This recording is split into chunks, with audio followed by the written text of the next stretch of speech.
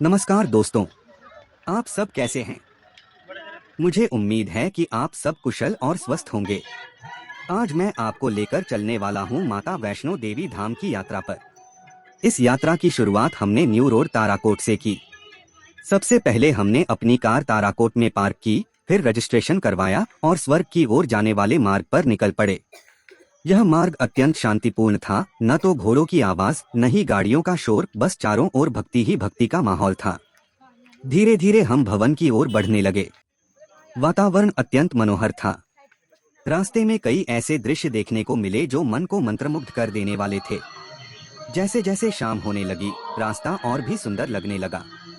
ऐसा लग रहा था मानो इन वादियों में खो जाए। यह मार्ग भले ही लंबा हो, लेकिन शांत वातावरण और भक्तिमय भावनाओं से भरपूर था। रास्ते में लंगर की भी सुविधा है और कई पार्क भी बने हुए हैं। खासकर वाटरफॉल का दृश्य तो बहुत ही अद्भुत था। हमने वहां माता का प्रसाद ग्रहण किया और फिर आगे बढ़ गए। करीब 3 से 4 किलोमीटर चलने के बाद हम अर्धकुमारी पहुंच गए।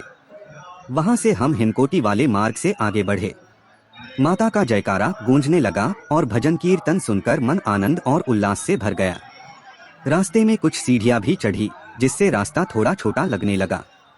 धीरे धीरे हम माता के भवन के पास पहुंचने लगे। मन में भक्ति की अनोखी भावना जाग उठी और जब दूर से माता का भवन दिखा तो आंखें वहीं ठहर गईं।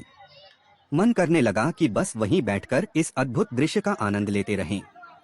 फिर हमारी चेकिंग हुई और हमने अपना सारा सामान लॉकर में रखकर गुफा दर्शन के लिए निकल पड़े। माता के जयकारों के साथ हम गुफा में पहुंच गए और वहां हमें पिंडी रूप में माता के दर्शन हुए। मन कर रहा था कि वहीं रुक जाएं, लेकिन और भी श्रद्धालु आ रहे थे, इसलिए हमें वापस लौटना पड़ा। यह विश्वास लेकर कि माता फिर से हमें बुलाएंगी। थोड़ी देर आराम करने के बाद हम भैरव घाटी की ओर चल पड़े। यह रास्ता लगभग 3 किलोमीटर का है। वहाँ रोपवे की सुविधा भी है, लेकिन हमने पैदल चलना ही उचित समझा। वहाँ पहुंचकर हमें भैरव बाबा के भी दर्शन का सौभाग्य प्राप्त हुआ। हम सब खुशी से झूम उठे और फिर कटरा की ओर वापस चल पड़े।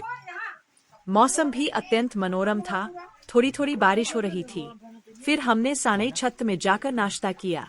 थोड़ी देर आराम करने के बाद हम फिर से कटरा की ओर बढ़े। हम थक जरूर गए थे, लेकिन अनुभव अत्यंत सुखद था।